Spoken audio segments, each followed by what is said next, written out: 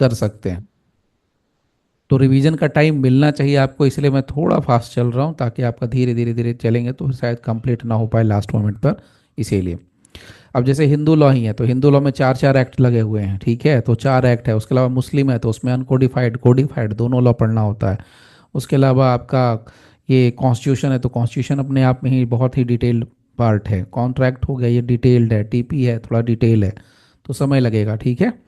चलिए धीरे धीरे आदत बनाइए। आज जहाँ पर डाउट होगा तो छोटा मोटा डाउट जरूर डिस्कस कर लेंगे, उसके लिए टेंशन नहीं लेना है। देखिए आज हम लोग जो टॉपिक डिस्कस करने वाले हैं वो हम लोग टॉपिक डिस्कस करेंगे सीधे सीधे प्रिम्बल, ठीक है। अच्छा पहले सबसे पहले ये चीज़ बता दूं कि भूल ही जाए, कल हम लोग क्लास नहीं रखे हैं तो कल आप लोग फ्री हैं, पूजा पाठ कीजिए, प्रेयर कीजिए, जो करना है। कल आप लोग का छुट्टी रहेगा, ठीक है, फिर नेक्स्ट डे हम लोग करेंगे। आज हम लोग जो डिस्कस करेंगे वो हम लोग डिस्कस करेंगे प्रियम्बल। अब ध्यान से समझिएगा प्रियम्बल का कहानी क्या है और प्रियम्बल के पीछे हम लोग क्यों पढ़े हैं। प्रियम्बल से बहुत सवाल पूछा जाता है हमारे जुडिशरी में और ऐसे भी जनरल कंपटीशन में भी पूछा जाता है। अब यहाँ पर प्रियम्बल में क्या है, ये है हमारा प्रियम्बल। तो बहुत बार क्या करता है, जो सीधे अगर बात करें तो सवाल के हिसाब से, क्वेश्चन के हिसाब से वो क्या करेगा, आपसे पूछ देगा ये जो आपको मिला हुआ है ना पर ये टर्म जो लिखे हैं इसका सीक्वेंस पूछ देगा। सीक्वेंस, कि सीक्वेंस मतलब कौन सा शब्द पहले है कौन सा शब्द बाद में आता है वो। तो जैसे यहाँ पर प्रियम्बल हमारा ये आता है तो प्रियम्बल में हमेशा याद रखिएगा, we the people of India having solemnly resolve to constitute India into a sovereign. तो सबसे पहले आता है सॉवरीन वर्ड, ठीक है। उसके बाद आता है सोशलिस्ट, उसके बाद आता है सेक्युलर। तो लोग क्या करते हैं शॉर्टकट के लिए, क्या करते हैं शॉर्टकट निकालने का तरीका निकाल दिया SSSR। अब ये SSSR तो ठीक है, लेकिन अब इसमें SSS में सॉवरीन पहले है कि सोशलिस्ट पहले है कि सेक्युलर पहले है, इसको याद रखना थोड़ा थोड़ा टेढ़ा काम है। तो इसके लिए मैं आपको सीधे सीधे ट्रिक बताता हूँ, ध्यान से सुनिएगा, याद हो जाएगा। अगर कोई भी आदमी है अपने ज़िंदगी में तो सबसे पहले क्या होना चाहता है, हर आदमी चाहता है कि मेरी बात दुनिया सुने, ठीक है। और हम लोग के फील्ड में तो सबसे ज़्यादा ये लगता है, मैंने लॉ फील्ड में सबसे ज़्यादा है लोगों को, पैसा हो ना हो बात की चीज़ बाद में है, सेकेंडरी है, लेकिन आपकी बात सुनने वाला कोई होना चाहिए। आपने किसी को कुछ कहा और वो करे, ठीक है। तो सबसे पहला क्या होना चाहिए, सोवरेनिटी। सोवरेनिटी का मतलब जो कुछ भी फैसले हैं मैं खुद लूंगा। सोवरेन का मतलब होता है मैं घर के अंदर के फैसले और बाहर के लिए फैसले वो सारे के सारे मैं ले सकता हूं, मैं फ्री हूं फैसले लेने के लिए। तो भारत देश के अंदर क्या होगा, क्या फैसला लिया जाएगा, ये भारत देश के जो लोग हैं वो डिसाइड करेंगे, यानी कि इनडायरेक्टली हमारे जो MP वगैरह हैं वो डिसाइड करेंगे। और भारत देश के बाहर के मामलों में भी हमारे लोग ही डिसाइड करेंगे। कोई बाहरी पार्टी आके नहीं कह सकती है कि भाई तुम्हारे देश में ये चल रहा है वो चल रहा है, ऐसा नहीं। तो सबसे पहले क्या चाहिए, सॉवरीन, यानी जिसको हम बोलते हैं संप्रभुत्व, वो सबसे बड़ा संप्रभु होना चाहिए। जब पहले हमारे पास पावर आ गया एक तरीके से कि हम जैसे चाहें वैसे, तो उसके बाद हम सोशलिस्ट हो जाते हैं। तो सोशलिस्ट का मतलब हम सामाजिक तौर पे आ रहे हैं। अब हमने पहले पावर बना लिया, उसके बाद समाज में आ रहे हैं और उसके बाद धर्म कर्म कर रहे हैं। तो पहले आपको मजबूत होना है, संप्रभु होना है, फिर समाज में जाना है और समाज में जाके कहना भैया हम सेक्युलर हैं, हमारा कोई न धर्म है न जाति है न बंधन है, कुछ नहीं है। और उसके बाद लास्ट में आइए डेमोक्रेटिक रिपब्लिक DR। तो इसमें कुछ करना नहीं। अब DR में तो कोई दिक्कत नहीं है, D से डेमोक्रेटिक, R से रिपब्लिक। तो दिक्कत कहाँ होती है, SSSR, sovereign socialist secular, sovereign socialist secular. तो सॉवरीन पहले आएगा, फिर सोशलिस्ट आएगा, फिर सेक्युलर आएगा, ठीक है। तो सबसे पहला पार्ट ये आता है। दूसरा, इसमें एक और चीज आपको यहीं पर साथ के साथ बताता हूं। प्रियम्बल जो है भारत के संविधान का, उसमें सबसे बड़ा वर्ड जो जो आपको कैपिटल में दिख रहा है, इसमें आपको मिलता है जस्टिस। तो जस्टिस, लिबर्टी, इक्वालिटी और एक शब्द आपको और मिलेगा फ्रेटर्निटी, यानी 4 वर्ड मिलते हैं, ठीक है। अब ये जस्टिस, जस्टिस कितने तरह का होता है, तो हम जब जस्टिस की बात करते हैं तो जस्टिस यहाँ पर 3 तरह के जस्टिस की बात हो गई है। जस्टिस का मतलब सोशल जस्टिस, जस्टिस का मतलब इकोनॉमिक जस्टिस और जस्टिस का मतलब पॉलिटिकल जस्टिस। यानी हम अगर सीधे सीधे शब्दों में बात करें तो जस्टिस हमारे लिए जो प्रियम्बल है उसमें 3 तरह के, देखिए सवाल पूछेगा कैसे, जस्टिस कितने तरह का है या कौन कौन सा जस्टिस है, दे देगा justice, social justice, economic justice, political justice और नीचे लिख देगा all of the above, last में दे देगा नन ऑफ द अबव, अगर 5वां उनको देना होगा तो जस्टिस 3 तरह का है, 3 तरह के जस्टिस का जिक्र किया गया। ये जो हम लोग अभी डिस्कस कर रहे हैं ये आपके इंटरव्यू में भी काम आएगा, सो डोंट वरी, ठीक है, याद रखिएगा। इसको मैं थोड़ा और पतला कर लेता हूँ, ठीक है, ओके। उसके बाद लिबर्टी, लिबर्टी एक तरीके की आज़ादी की हम बात करते तो लिबर्टी, लिबर्टी किस सेंस में, लिबर्टी हमारे को 5 तरह की मिली है, liberty of thought, liberty of expression, liberty of belief, liberty of faith, liberty of worship. तो हमारे को 1 2 3 4 5 ये 5 तरह की लिबर्टी मिली हुई है। कितने तरह की जस्टिस? 3 तरह का जस्टिस है, 5 तरह की लिबर्टी है, और इक्वालिटी सिर्फ 2 तरह की है, स्टेटस और दूसरा है अपॉर्चुनिटी स्टेटस, और अपॉर्चुनिटी स्टेटस और अपॉर्चुनिटी। तो इसको आप ऐसे कर सकते हैं जस्टिस, जस्टिस 3 तरह का हो गया। सोशल, आपको ध्यान में रखना है कि कौन कौन आ रहा है पहले, ये सीक्वेंस भी कभी कभी पूछ देता है। Social, economic, political. तो SEP आप ऐसे ही याद रख सकते हैं, सोशल, इकोनॉमिक, अपने नोटबुक में लिख लीजिए, या पॉलिटिकल। तो जस्टिस जैसे अगर हम लोग बनाते हैं ना नोट्स, तो हम लोग क्या करेंगे, जस्टिस लिख देंगे, जस्टिस के आगे लिख देंगे SEP। तो S से हो गया सोशल, E से हो गया इकोनॉमिक, P से हो गया पॉलिटिकल, ऐसे। ठीक है, तो अपने हिसाब से आप इसको बना। देखिए नोट्स क्या होता है, समझिएगा ध्यान से। नोट्स एक बच्चा होता है आपका, आपके हाथ से क्रिएट किया हुआ, जिसको आपने पैदा किया है। तो हर आदमी का नोट्स अलग अलग होता है, दूसरे का नोट्स पढ़ने की जरूरत नहीं है। आप किसी वर्ड को किस लिए लिखे हैं, किस सेंस में लिखे, ये सिर्फ आप समझ सकते हैं। ठीक है, इसलिए दूसरे का नोट्स लेके पढ़ करके सोच रहे हैं, नहीं वो नहीं करिए। खुद का नोट्स बनाइए, थोड़ा लिखने से याद भी हो जाएगा और सुन के भी याद हो जाएगा। ठीक है, तो जस्टिस हो गया। उसके बाद दूसरा हमारे पास आता है लिबर्टी। तो लिबर्टी में मैंने आपको बताया 5 तरह की लिबर्टी का जिक्र किया गया, thought, expression, belief, faith and worship. तो इसको भी आप बना सकते हैं TEBFW, TEBFW। बाकी आप जो भी बनाना चाहें बना सकते हैं, TEBFW। बस सिंपल है, TEBFW। T से थॉट है, E से एक्सप्रेशन है, B से बिलीफ है, F से फेथ है, W से वर्शिप है। तो सोच की है, एक्सप्रेशन की है, बिलीफ की है, फेथ की है, वर्शिप की है। तो लिबर्टी कितने तरह का हो गया? 5। इक्वलिटी 2 तरह की होगी, स्टेटस की इक्वलिटी और अपॉर्चुनिटी की इक्वलिटी। आगे चलिए, इसमें अब बात करते हैं फ्रेटर्निटी की। फ्रेटर्निटी का मतलब क्या है? फ्रेटर्निटी में क्या देंगे? तो देखिए फ्रेटर्निटी में कहते हैं dignity of the individual, dignity of the individual एक, एंड दूसरा unity and integrity of the nation. तो ये 2, फ्रेटर्निटी का सेंस यहां पर सिर्फ 2 निकलता है, डिग्निटी ऑफ द इंडिविजुअल और दूसरा unity and integrity of the nation, बस और कुछ नहीं निकलता है। ठीक है, और लास्ट में क्या लिख दिया? इन our constituent assembly this 26th day of November 1949 do here by adopt, enact and give. अब ये की कभी कभी क्या करेगा, पूछ देगा, ये क्या करेगा, सीक्वेंस बिगाड़ देगा। तो सीक्वेंस में क्या है, पहले एडॉप्ट किया हमने, पहले बच्चे को गोद लेते हैं ना, तो एडॉप्ट किया, फिर इनैक्ट किया और फिर आपको दिया। तो पहले हम एडॉप्ट कर रहे हैं, फिर इनैक्ट कर रहे हैं, फिर दे रहे हैं। तो पहले पहले एडॉप्ट होगा, फिर इनैक्ट होगा, फिर गिव होगा, AEG, यानी adopt, enact, give, adopt, enact, give. सुन के याद करने की कोशिश कीजिए, सुनी हुई चीजें बहुत याद रहेंगी। Adopt, enact, give, enact, adopt, enact, give. ठीक है, अब ये किसको दे रहे हैं? Our self. तो यहां से बहुत चीजें क्लियर होंगी, बहुत सारे क्वेश्चन का आंसर मिल गया, आपको पता चलाना है। ठीक है, अभी सवाल यहां से सवाल ट्विस्ट करके पूछेगा कि जो कॉन्स्टिट्यूशन का प्रियम्बल है, या जो ये कॉन्स्टिट्यूशन है, किसको दिया गया? हम भारत के लोग, भारत को ही, अपने भारतवासियों के लिए दिया गया। ठीक है, इसमें क्या क्या दिया गया है आपको? तो इसमें SSSDR। सबसे पहले क्या, हम भारत को कैसा बनाएंगे, ध्यान से समझिएगा। तो क्या लिखा है? We the people of India having solemnly resolve to constitute India into a so and so. हम इंडिया को कैसा बनाना चाहते हैं, हम भारत को कैसा बनाना चाहते हैं? सॉवरीन। भारत को कैसा बनाना चाहते हैं? सोशलिस्ट। भारत को कैसा बनाना चाहते हैं? सेक्युलर। कैसा बनाना चाहते हैं? डेमोक्रेटिक। कैसा बनाना चाहते हैं? रिपब्लिक। ओके, जस्टिस किसको मिलेगा? जस्टिस किस तरह का मिलेगा? तो जस्टिस भारत के लोगों को मिलेगा। जस्टिस का मतलब 3 तरह का जस्टिस। लिबर्टी कैसा? 5 तरह की लिबर्टी मिलेगी। इक्वलिटी 2 तरह की इक्वलिटी मिलेगी। फ्रेटर्निटी 2 तरह की मिलेगी। और ये हम कब दे रहे हैं? पहले एडॉप्ट करेंगे, फिर इनैक्ट करेंगे, फिर देंगे। एडॉप्ट करेंगे, इनैक्ट करेंगे, फिर दे देंगे, बात खत्म। ठीक है, अब यहां पर एक बड़ा इंटरेस्टिंग क्वेश्चन निकलता है, बहुत शानदार सवाल निकलता है, वो ये कि प्रियम्बल का इंपॉर्टेंस है क्या? ये प्रियम्बल लिख के क्या उखाड़ लिया हमने? क्या फायदा है, इंपॉर्टेंस क्या है प्रियम्बल का? तो इसका जवाब मिलता है सुप्रीम कोर्ट के बहुत सारे केसेस में। तो सबसे पहले हम लोग बात करेंगे इंपॉर्टेंस ऑफ प्रियम्बल।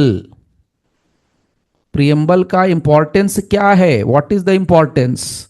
तो इसके लिए एक बहुत इंटरेस्टिंग पार्ट मैं आपको पहले बताऊं। इंपॉर्टेंस का सवाल तो तब होगा ना, उसके पहले भी एक क्वेश्चन आता है, ये जो प्रियम्बल है, क्या ये भारत के संविधान का हिस्सा है या भारत के संविधान का हिस्सा नहीं है? Is is the part of the constitution of India और नॉट? तो इस पर बड़ा इंटरेस्टिंग क्वेश्चन बनता है और इस पर जवाब भी आया सुप्रीम कोर्ट का। तो सुप्रीम कोर्ट ने एक पुराना केस है, बारूबेरी केस, सॉरी बेरूबारी केस, बारूबेरी बोल दिया, बेरूबारी।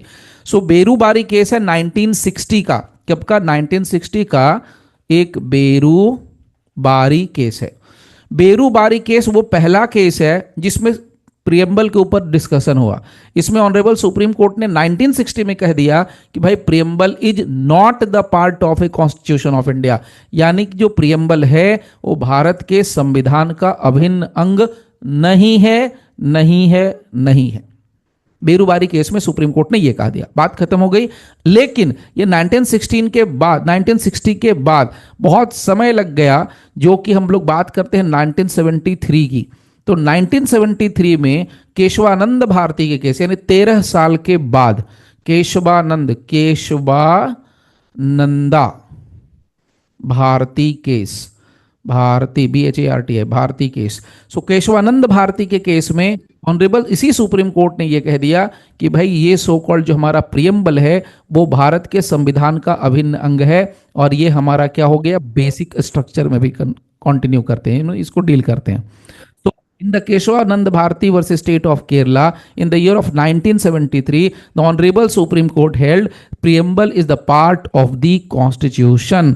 उसके बाद तो बहुत सारे केस आए। उसके बाद आया SR बोमई साहब का केस। तो SR बोमई के केस में भी कहा कि क्या ये जो हमारा प्रियम्बल है ये हमारा सो कॉल्ड कॉन्स्टिट्यूशन का इंटीग्रल पार्ट है, इंपॉर्टेंट अंग है, अभिन्न अंग है। ये भी आपको यहाँ पर क्लियर कर दिया। नाउ तो यहां पर हमारे लिए सबसे पहला पार्ट निकल के आया इंपॉर्टेंस का पार्ट, तो वो हम लोगों ने डिस्कस किया। इंपॉर्टेंस क्या है, महत्व क्या है? भैया प्रियम्बल के बिना आप संविधान को समझ ही नहीं सकते। प्रियम्बल का महत्व क्या है? प्रियम्बल में ही तो सब कुछ लिखा है। हम भारत को कैसा बनाना चाहते हैं, कहां लिखा है बताना जरा पढ़ के, कहां लिखा है? ये तो प्रियम्बल में लिखा है ना कि हम भारत को ऐसा बनाना, जैसे सॉवरेन सोशलिस्ट डेमोक्रेटिक रिपब्लिक बनाना चाहते हैं। ये कहां लिखा है?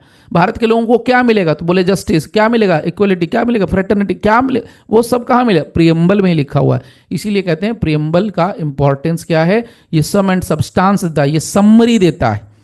जो हमारे कॉन्स्टिट्यूशन लिखने वाले, जो कॉन्स्टिट्यूशन मेकर्स थे, उनके माइंड का ये की है कि पता चलता है कि उन्होंने क्यों इसको बनाया, प्रियम्बल सॉरी कॉन्स्टिट्यूशन को। ठीक है, अब आइए इसका next part, what is the use, what is the purpose, what is the objective of preamble, purpose of preamble।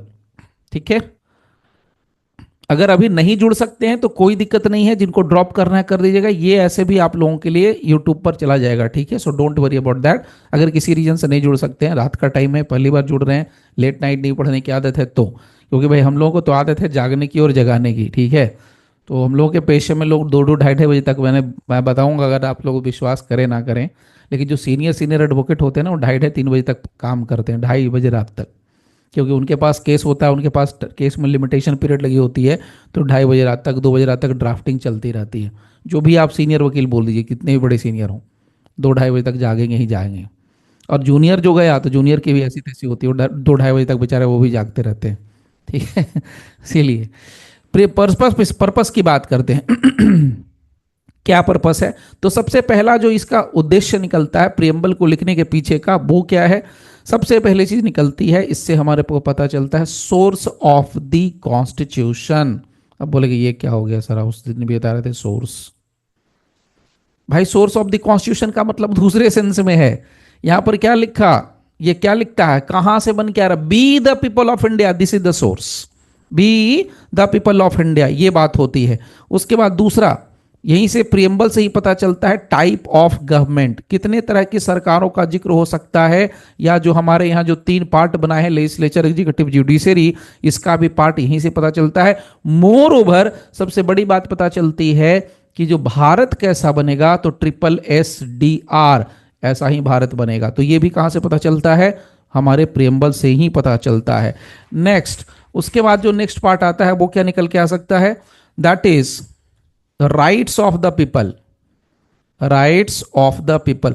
तो देखिए प्रियम्बल का पर्पस क्या है? प्रियम्बल से पता चलता है लोगों का अधिकार क्या है, प्रियम्बल से पता चलता है कि भारत कैसा है, प्रियम्बल से पता चलता है कि संविधान का सोर्स कहां से बना है। तो B the people of India, हम लोगों ने भारत को एक संविधान दिया, उसमें हम लोगों ने एक दूसरे के लिए क्या दिया? हम लोगों ने एक दूसरे के लिए SSDR दिया। लोगों को क्या राइट्स मिला? तो राइट्स में आपको मिला क्या?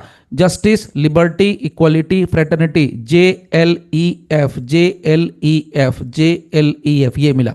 जस्टिस, लिबर्टी, इक्वलिटी और फ्रेटर्निटी, ये मिला, JLEF। ये मिला। ठीक, चलिए अब इसके बाद कुछ नहीं करना, सिंपल सा पार्ट है।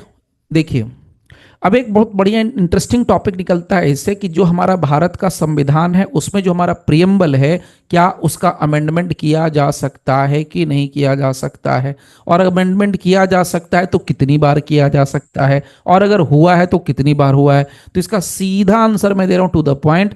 भारत के संविधान का जो प्रियम्बल है उसका आज तक 2025 फरवरी में हम लोग जब बैठे हैं तब तक सिर्फ एक बार ही अमेंडमेंट हुआ है। ओनली वन टाइम अमेंडमेंट, एक ही बार अमेंडमेंट हुआ है बस। और अमेंडमेंट में क्या हुआ है वो आपको मैं दिखाता हूं, जो लोग नहीं जानते उनके लिए बता रहा हूं। देखिए ये है अमेंडमेंट, ये है अमेंडमेंट। देखिए आप इसको बोलते हैं फुट नोट, जो नहीं जानते उनके लिए बता रहा हूं फुट नोट। ये है फुट नोट। फुट नोट पे साफ साफ देखिए लिखा है 42nd अमेंडमेंट एक्ट 1976 सेक्शन है 2। वहां पर क्या डाला गया, ये डाला गया सॉवरेन डेमोक्रेटिक रिपब्लिक, तो ये शब्द डाला गया था सॉवरेन डेमोक्रेटिक रिपब्लिक। और क्या डाला गया था, यूनिटी ऑफ द नेशन। और ये दोनों कब लागू हुए थे, 3 जनवरी 1977 से। तो यही वो पहला और आखिरी अभी तक का है। अब ये नहीं कह सकते कि आगे हुआ कि नहीं होगा, बट अभी तक के हिसाब से यही हमारा 42वां संविधान संशोधन है जिसमें सिर्फ एक बार हमारे प्रियम्बल को अमेंड किया गया था, दैट्स इट। ठीक, प्रियम्बल पर सबसे बड़ा जो केस लॉ बनता है वो बनता है केशवानंद भारती का केस। केशवानंद भारती के केस में ही कहा गया था कि प्रियम्बल जो है पार्ट ऑफ द कॉन्स्टिट्यूशन है और प्रियम्बल का संशोधन अमेंडमेंट किया जा सकता है subject to the basic structure of the constitution. यानी बेसिक स्ट्रक्चर को हम नहीं कर सकते, ये सीधा सा पार्ट है। ठीक है, चलिए तो ये हो गया हमारा प्रियम्बल का पार्ट भी खत्म। ये मैंने पहले ही बता दिया था, ये भी रह गया है, ये भी हो गया है। अब बात करते हैं सिटीजनशिप की। इसको मैं यहां पर पहले कर देता हूं स्टॉप। देखिए हम लोग बात कर रहे हैं कॉन्स्टिट्यूशन के अंदर सिटीजनशिप का। पहले समझिएगा, सिर्फ सुनना है और समझना है, बाकी चीजें तो रहेंगी, वन लाइनर आपको मिलेगा ही मिलेगा। मुद्दा यह है कि what do you mean by citizenship. Citizenship का मतलब क्या होता है, सिटीजनशिप को हमने दिया क्यों है, संविधान के अंदर सिटीजनशिप का कॉन्सेप्ट क्यों दिया है। सीधी सी बात है। और वे गांव में रहते हैं, शहर में रहते हैं, गांव में रहते हैं तो क्या बोलते हैं हम लोग, जो गांव देहात में रहते हैं क्या बोलते हैं, आप फलना का बेटा है, ये फलना की वाइफ है, सो एंड सो की वाइफ है, सो एंड सो का बेटा है। आपकी आइडेंटिटी क्या है भाई, आपकी आइडेंटिटी है कि आपके पिता का नाम सो एंड सो है, लेकिन आपके पिता की आइडेंटिटी आपके पिता का नाम से वैसे कंसिडर हो रहा है। लेकिन हम जिस देश में रहते हो, कहाँ रहते हो, तो आपकी आइडेंटिटी बताता है सिटीजनशिप। आप किस कंट्री से बिलोंग करते हो ये बताता है सिटीजनशिप। कितनी बड़ी बात है। जब एक बच्चे की आइडेंटिटी कहाँ से पता चलती है, पिता का नाम चाहिए, स्कूल में जाइए तो पिता का नाम चाहिए, कॉलेज में जाए तो, अभी नौकरी जगेगी, नौकरी के लिए जाएंगे, फॉर्म फिलअप करेंगे जुडिशरी का, उसमें भी आपको क्या भरना है, पिता का नाम, क्या भरना है, माता का नाम। तो वो क्या है, आपकी आइडेंटिटी। उसी तरीके से सिटीजनशिप क्या है, किसी भी बंदे का देश से रिलेटेड आइडेंटिटी, कि भाई उसकी आइडेंटिटी क्या है। So what do you mean by citizenship, citizenship is nothing but citizenship shows the legal status of any person with country. यानी सिटीजनशिप क्या होती है, सिटीजनशिप एक लीगल स्टेटस देता है किसी भी पर्सन का, legal status of a person. लेकिन एक चीज मैं और यहां पर बता दूं, the term citizenship is not defined in the constitution. संविधान में कहीं भी सिटीजनशिप वर्ड की परिभाषा नहीं दी गई है। ये हम लोग एक जनरल डिक्शनरी मीनिंग निकाल रहे हैं कि सिटीजनशिप क्या होता है। Sorry. So legal status of a person related with company कह रहा हूं, रिलेटेड विथ एनी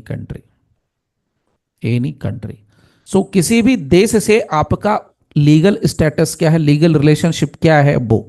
देखिए सिटीजनशिप का मतलब समझिए, अगर आप भारत के नागरिक हैं तो ही आप जुडिशरी में जज बन सकते हैं। कोई अमेरिका वाला आके जज बन सकता है, आंसर इज नो। अगर आप भारत के नागरिक हैं तो ही आप एमपी बन सकते हैं, एमएलए बन सकते हैं, विधायक जी बन सकते हैं, सांसद महोदय बन सकते हैं, आप महामहिम राष्ट्रपति बन सकते हैं, आप हाई कोर्ट के जज बन सकते हैं, आप सुप्रीम कोर्ट के जज बन सकते हैं, आप एडवोकेट जनरल हो सकते हैं, अटॉर्नी जनरल हो सकते हैं, सॉलिसिटर जनरल हो सकते हैं, इलेक्शन कमीशन में जा सकते हैं, आईएएस बन सकते हैं, आईपीएस बन सकते हैं। कुछ भी यहां पर बनना चाहते हैं उसके लिए आपको भारत का नागरिक होना कंपलसरी है। अगर जो व्यक्ति भारत का नागरिक नहीं है वो भारत में कुछ भी नहीं बन सकता। इनमें से जितने का नाम देता कुछ भी नहीं। आप जाके अमेरिका में बन जाएंगे राष्ट्रपति? The answer is no. United States of America, you can't become a president over there. उसके लिए क्या चाहिए? जन्म से पैदाइशी होना चाहिए। अगर आपको शायद जानकारी है कि नहीं है, मैं बता दूं, जो अभी इलेक्शन हुआ था लास्ट ईयर, डोनाल्ड ट्रंप और हैरिस थे ना, तो उन दोनों में डोनाल्ड ट्रंप तो भाई बाई बर्थ ओरिजिनल उनका पूरा खानदान अमेरिकन है, जो हैरिस है वो नहीं है अमेरिकन। तो मतलब कैसे बनी? वो इंडियन सिटीजनशिप है, उनकी मदर का इंडियन सिटीजन था, वो वहां जाके शादी करती हैं, वहीं रहती हैं, इनका जन्म होता है, तो बाई बर्थ सिटीजनशिप मिला उनको। ठीक है, कमला हैरिस को। खैर, तो यहां पर सिटीजनशिप का हम लोग कहानी कर रहे थे। अब सिटीजनशिप का जो कॉन्सेप्ट आता है वो आता है हमारे कॉन्स्टिट्यूशन में। ध्यान से सुनिएगा, सिटीजनशिप जो टर्म है इसके बारे में दो जगहों पर डील किया गया है। एक हमारे लिए बना हुआ है सिटीजनशिप एक्ट, सिटीजनशिप, हाँ ठीक है, सिटीजनशिप एक्ट बना हुआ है। एक्ट है हमारे को लगता है इसका जो ईयर है, आई एम लेट मी से you, citizenship act 1955, yes, Hindu marriage act वाला है सिटीजनशिप एक्ट 1955। और दूसरा हमारा कॉन्स्टिट्यूशन में सिटीजनशिप का जिक्र किया गया है। जब हम कॉन्स्टिट्यूशन में जाएंगे तो ये मिलता है हमें पार्ट 2 में, और ये मिलता है हमें आर्टिकल 5 से लेकर के 11 के बीच में। ध्यान से सुनिएगा, हम यहां पर बात कर रहे हैं सिटीजनशिप की, तो यहां पर हम बात कर रहे हैं कि भारत का नागरिक आप कैसे बन सकते हैं। That's the main point. Bharat का नागरिक कैसे बन सकते हैं, कौन कौन से लोग हैं जो भारत के नागरिक बन सकते हैं या नहीं बन सकते, उसके लिए क्या है। तो सबसे पहली चीज समझिए कि यहां पर कितने तरह के लोग हैं जो भारत के नागरिक बन सकते हैं। So what we have to do, हमें यह देखना है classes of persons, classes of persons जो जो भारत का नागरिकता ले सकते हैं। तो देखिए इसका जिक्र सबसे पहले यहां पर अगर हम करें तो ये डील होता है आर्टिकल 5 से, फिर डील होगा आर्टिकल 6 से, फिर डील होगा आर्टिकल 7 से, और फिर डील होगा आर्टिकल 8 से। मैं दिखा देता हूं आपको, यहां से भी देखिए, ये हो गया आर्टिकल हमारा, कहाँ गया ये, सॉरी, आर्टिकल 5, 6, उसके अलावा यहां देखिए आर्टिकल 7, और ये रहा हमारा आर्टिकल 8, ये रहा हमारा आर्टिकल 9। तो इससे हमारा डील होता है सीधे सीधे। तो हमें क्या करना है, क्लासेज ऑफ पर्सन्स। अब हम लोग यहां पर क्या डिस्कस करेंगे वो समझिए। भारत का संविधान कहता है कि अगर भारत में अगर आपको नागरिक रहना है, भारत की नागरिकता चाहिए, तो उसके लिए सबसे पहला तरीका जो ये बता रहे हैं वो है आर्टिकल 5। आर्टिकल 5 कहता है, बहुत सिंपल, मैं आपको यहां से भी बता देता हूं, अगर आप कभी पढ़ना चाहें तो पढ़ सकते हैं, कभी अभी एग्जाम है तो उसके हिसाब से आप समझिए। आर्टिकल 5 बहुत सिंपल कहता है कि जिस समय भारत के संविधान कमेंस हुआ था, यानी 26 जनवरी 1950, कमेंसमेंट कब था? 26 जनवरी 1950।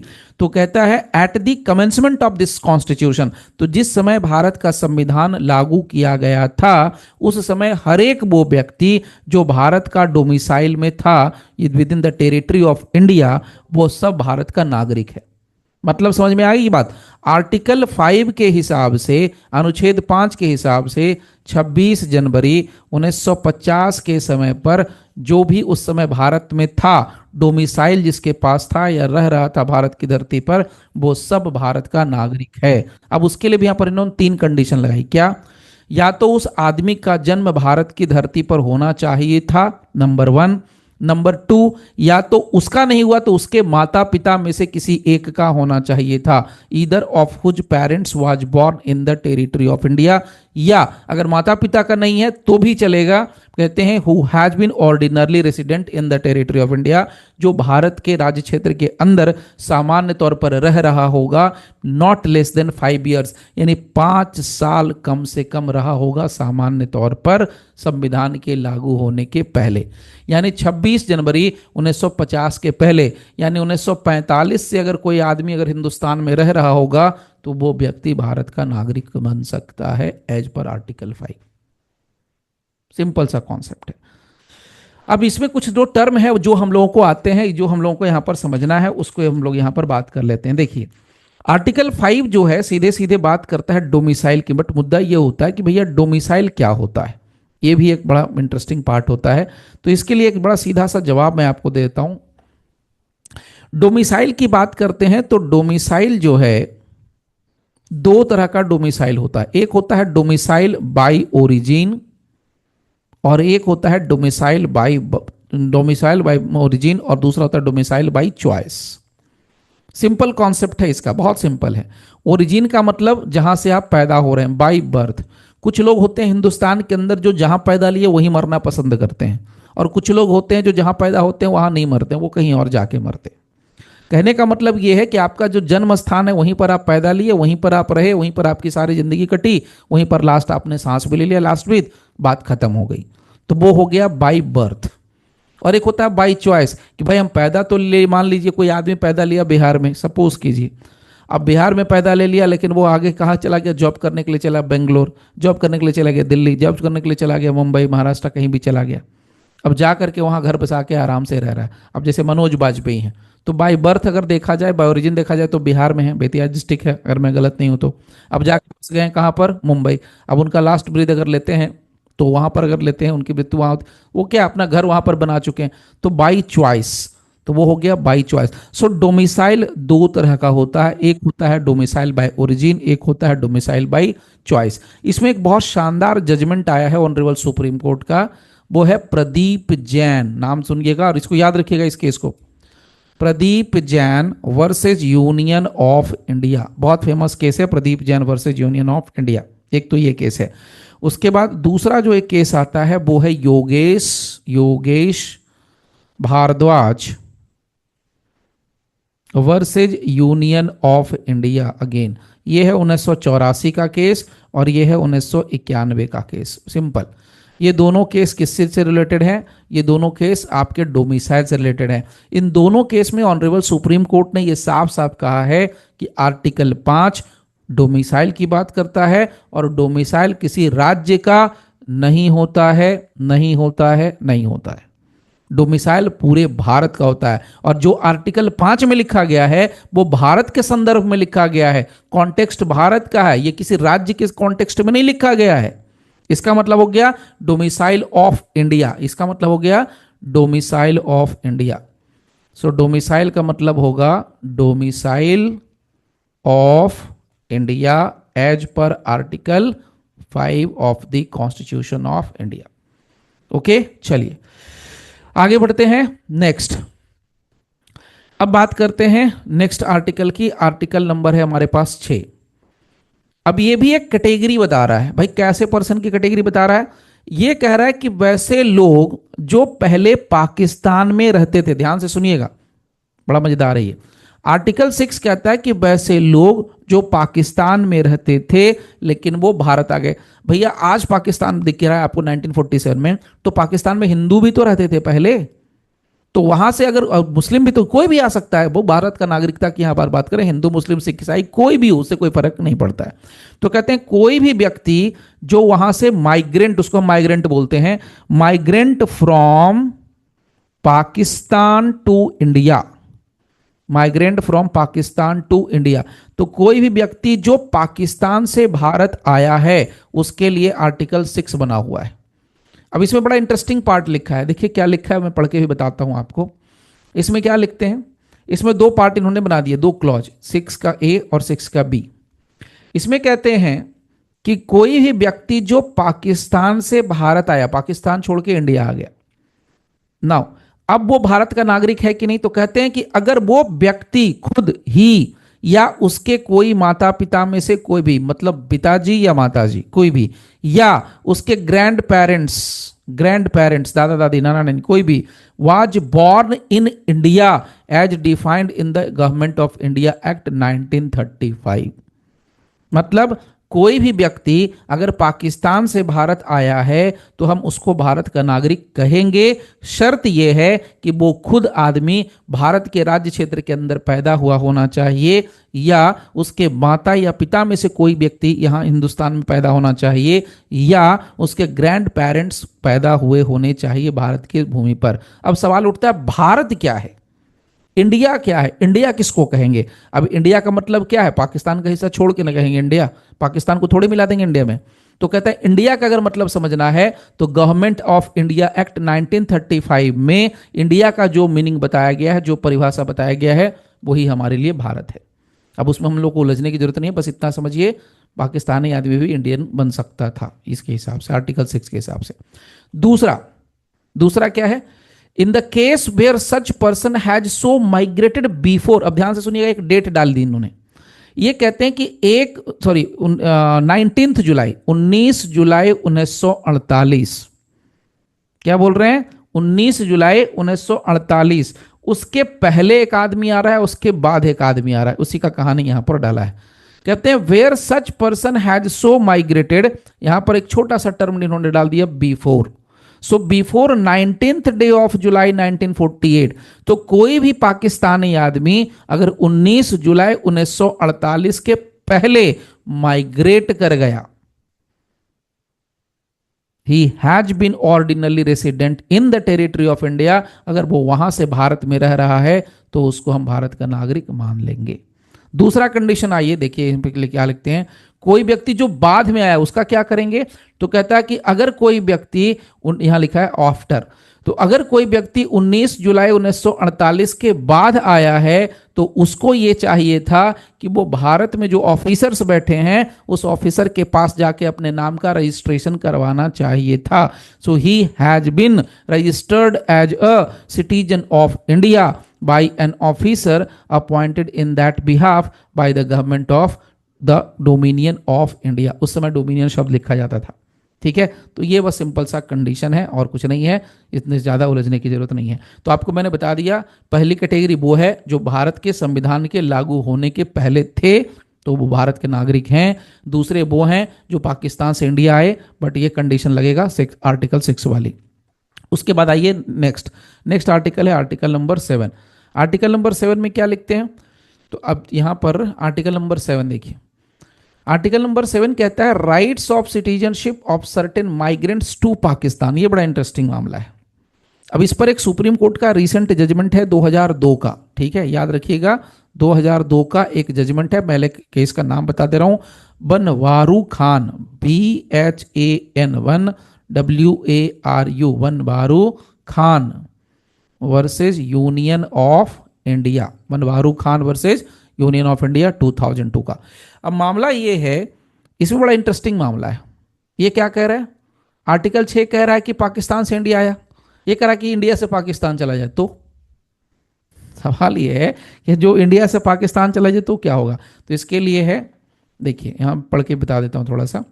सी, notwithstanding anything article 5 और 6, a person who has after the first day of March of 1947, यानी 1 मार्च 1947 के बाद, 1947 के बाद migrated from the territory of India to the territory now included in Pakistan, यानी 1 मार्च 1947 के बाद कोई भी व्यक्ति भारत का क्षेत्र छोड़ करके, इंडिया छोड़ करके पाकिस्तान चला गया, आज के पाकिस्तान में चला गया, उसको हम भारत का नागरिक नहीं मानेंगे, नहीं मानेंगे, नहीं मानेंगे। मैं नहीं कह रहा हूं, ये कह रहा है shall not be deemed to be citizen of India, एकदम साफ सुथरा लिखा हुआ है।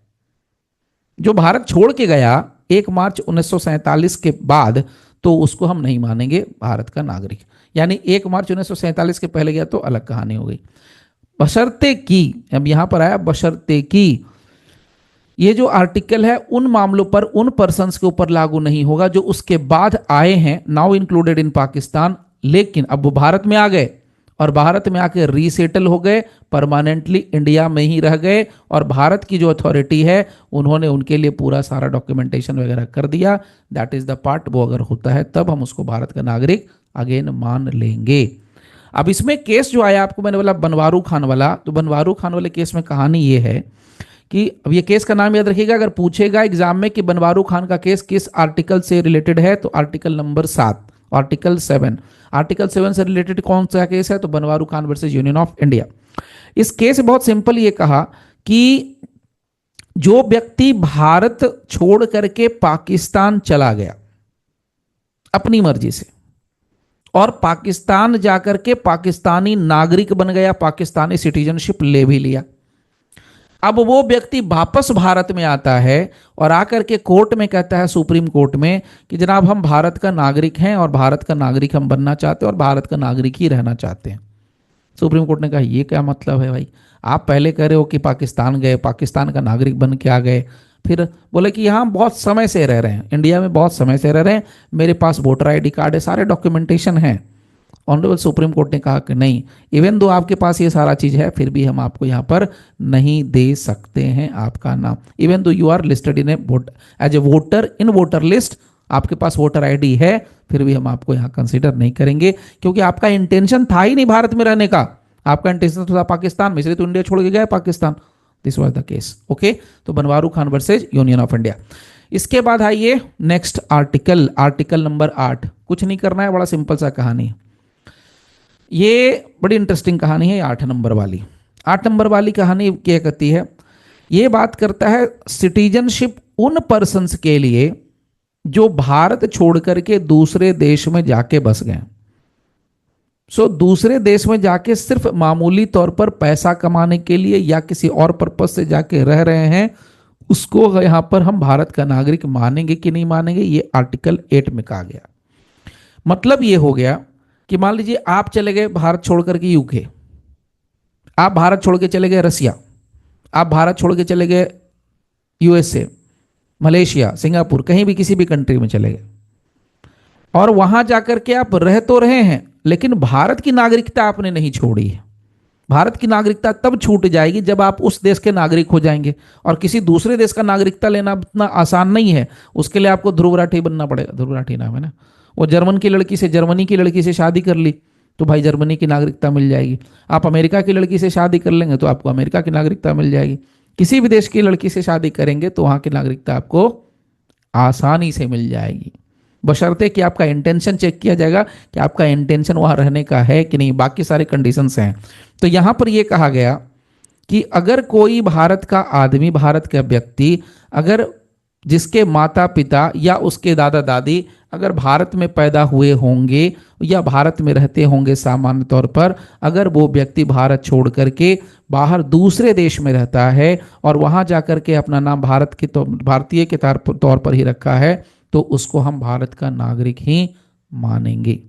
आप किसी भी कंट्री में जाएं, आप भारतीय हैं, उसी के सिटीजनशिप से आप काम कर रहे हैं। तो देखिए यहाँ पर मैं आपको पढ़ के बता देता हूँ। Not with standing, not with standing का मतलब होता है तो पर भी, तिस पर भी, मतलब सब कुछ कर लिया उसके बावजूद, ठीक। So not with standing anything in article 5, any person, यहां देखिए एनी पर्सन लिखा है, अब इसमें कोई जात धर्म नहीं आता है, ठीक है। सो एनी पर्सन हु और ईदर ऑफ हुज पेरेंट्स, यानी वो खुद या उसके कोई माता पिता में से कोई, ईदर लगा है मतलब दोनों में से कोई, और any of whose grandparents was born in India as defined in the Government of India Act so and so 1935 and who is ordinarily residing in any country outside India। मतलब वो व्यक्ति सामान्य तौर पर, मामूली तौर पर दूसरे देश में रह रहा है, ठीक है, उसको हम क्या मानेंगे। देखिए साफ साफ लिखा, यही चीज मुझे बस दिखाना था। shall be deemed to be a citizen of India if he has been registered as a citizen of India by the diplomatic so and so। मतलब मैं भारत छोड़ के दूसरे देश में जाऊंगा, लेकिन वहां पर मेरा नाम, जो भारतीय एम्बेसी है, इंडियन एम्बेसी, वहां पर मेरा नाम भारतीय के तौर पर ही रजिस्टर्ड है, तो मुझे भारत की नागरिकता जो है वो बनी रहेगी, मैं भारत का नागरिक ही कहलाऊंगा। इसका फायदा क्या, लॉस क्या है? फायदा ये है कि आप वापस आएंगे इंडिया में तो सरकारी नौकरी ले लेंगे। लॉस ये हो जाता है कि अगर मान लीजिए भारत की नागरिकता है तो आप समझ लीजिए, अगर आपने कोई कांड वहां कर दिया, सपोज कीजिए वहां पर आपने किसी को पीट दिया, मार दिया, कुछ भी किया, वाइफ को किया, बच्चे को किया, कुछ भी किया, XYZ, उन सब के लिए आपका इंडिया का कानून पीछे पीछे पीछे पीछे पहुंच जाएगा। ये मत सोचिए कि आप चले गए हैं रसिया, जापान, चाइना और वहां आप जाकर के हम किसी को पीट देंगे, मार देंगे तो भारत का कानून लागू नहीं होगा। भाई तब तक लागू होगा जब तक आपके ऊपर भारत का संविधान, सॉरी, भारत की नागरिकता लगी हुई है, आपके पास भारत का जो इंडियन सिटीजनशिप का ठप्पा लगा हुआ है। तब तक, जब तक आपके पास इंडियन पासपोर्ट है, तब तक आपके पीछे भारत का कानून लगा ही रहेगा, चाहे आप दुनिया के किसी भी कोने में चले जाएं। वो अलग बात है, वो कंट्री आपको प्रत्यर्पण करती है नहीं करती, वो अलग कहानी है।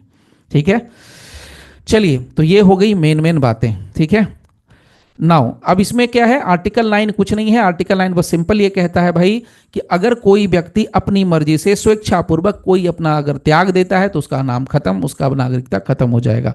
सो no person shall be a citizen of India by virtue of article 5 और so and so if he has voluntarily acquired the citizenship of any foreign state. तो अगर मैं स्वेच्छापूर्वक किसी दूसरे देश का अगर नागरिकता ले लेता हूं, कबूल कर लेता हूं, अक्वायर कर लेता हूं, तो भारत की नागरिकता स्वतः समाप्त मानी जाएगी। समझ में आई बात? तो अगर कोई इंडियन आदमी पाकिस्तान की लड़की से जाके शादी कर ले और पाकिस्तान में रहे तो पाकिस्तानी हो जाएगा हिंदुस्तान का आदमी। अगर सामान्य तौर पर ये प्रोविजन बता रहा हूँ, इतना आसान भी नहीं होता है हर बात, ठीक है, बट लेकिन मैरिज जो होता है सबसे आसान तरीका होता है किसी देश की नागरिकता को हासिल करने के लिए। ठीक है, बाकी भी कंडीशंस होते हैं।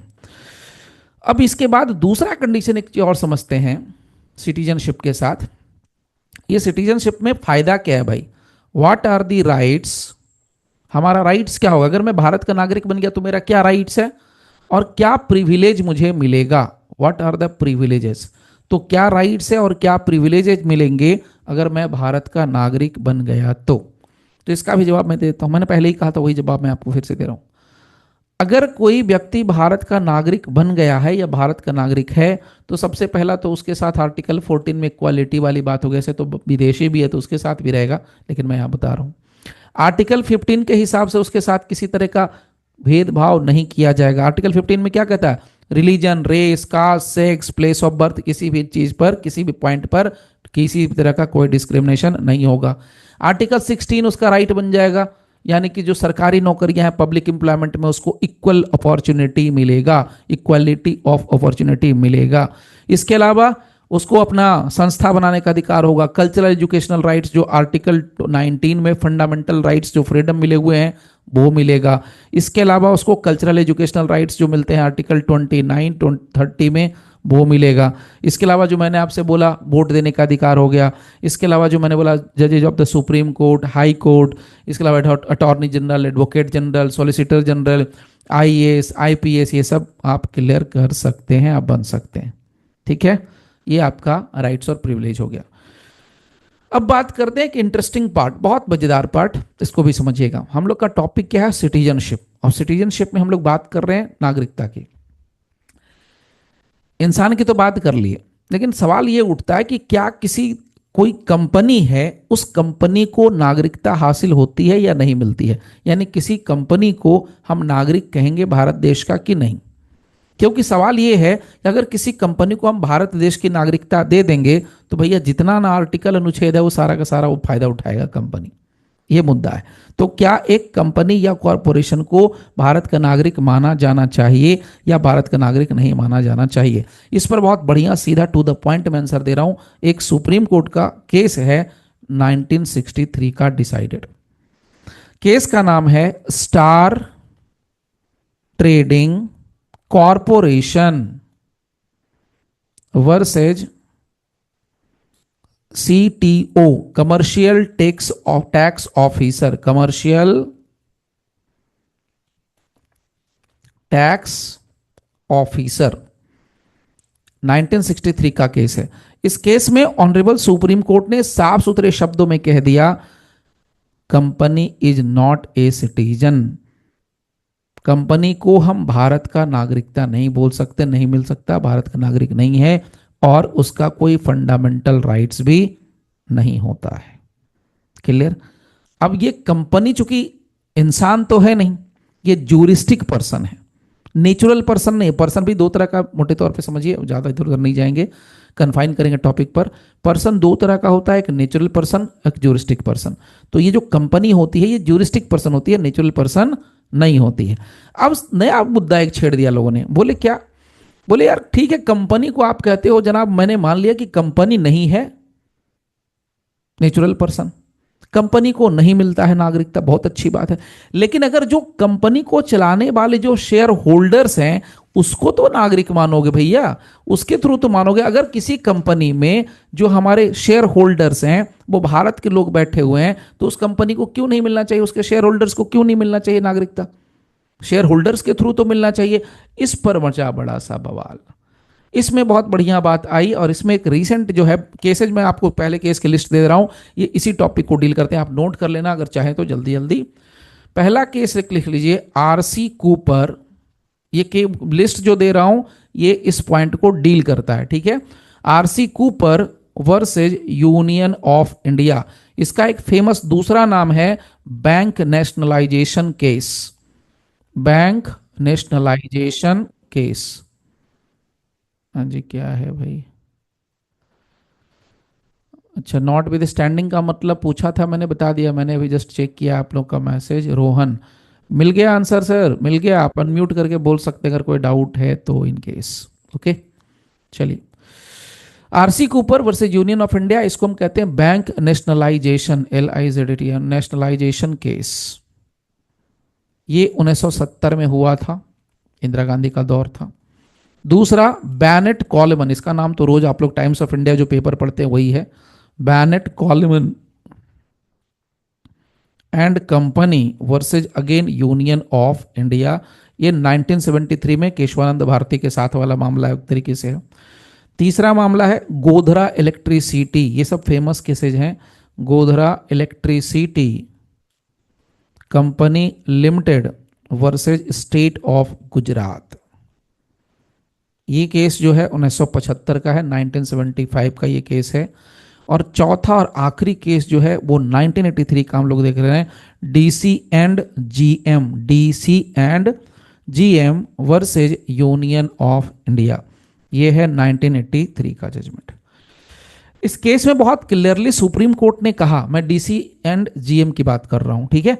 इस केस में ऑनरेबल सुप्रीम कोर्ट ने साफ सुथरे शब्दों में कहा कि अगर कोई रिट फाइल की जाती है, मैं फिर से रिपीट कर रहा हूं, रिट, अगर कोई रिट पिटीशन फाइल की जाती है कंपनीज की तरफ से for the violation of the fundamental rights under article 19 वो मेंटेनेबल है।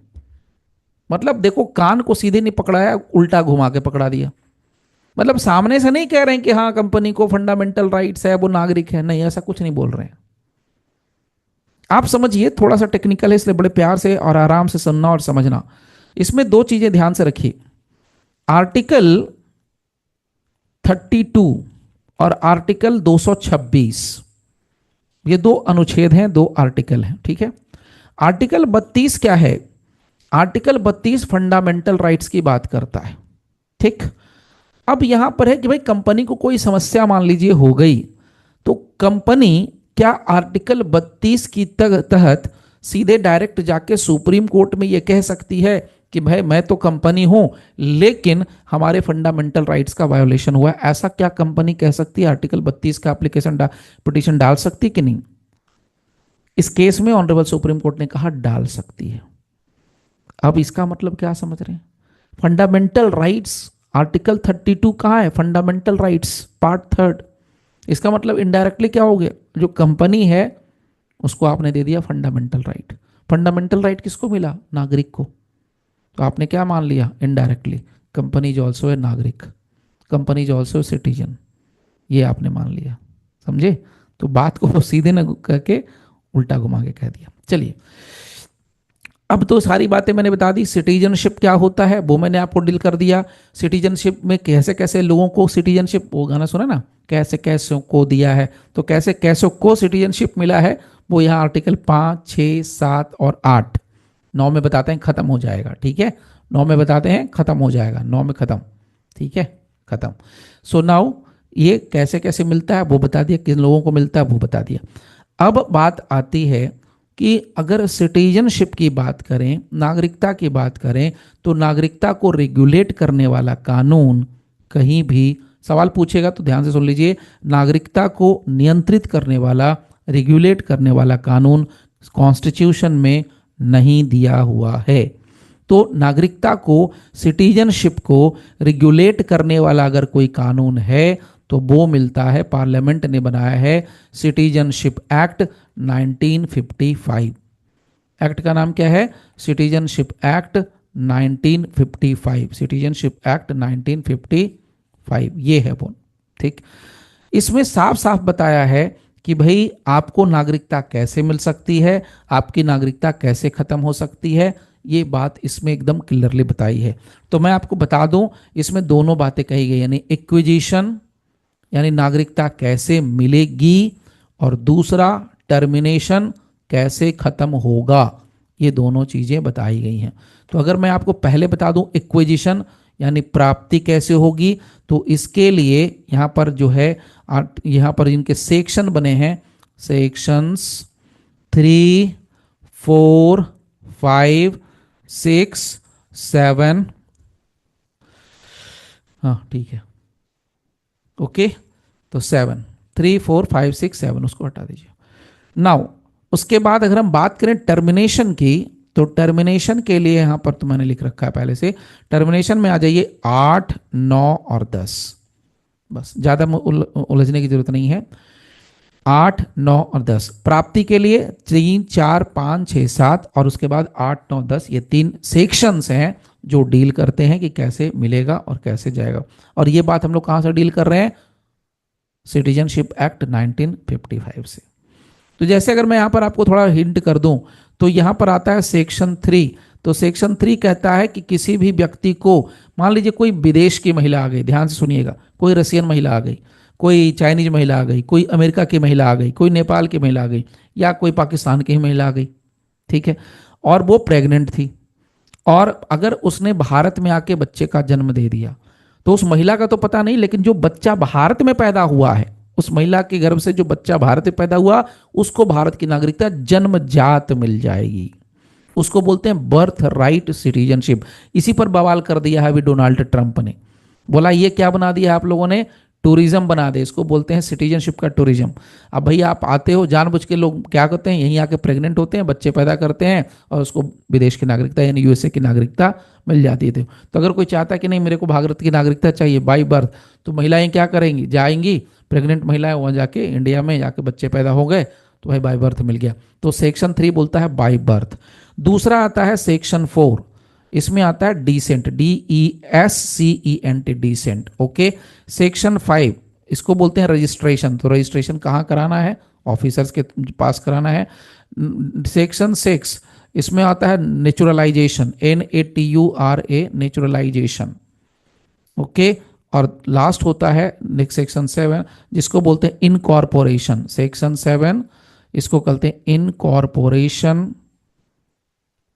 Of territory, incorporation of territory, okay.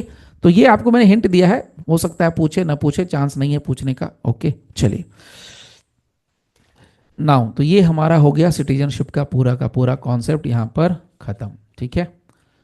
चलिए तो इसको मैं यहां पर कर देता हूं जल्दी से स्टॉप।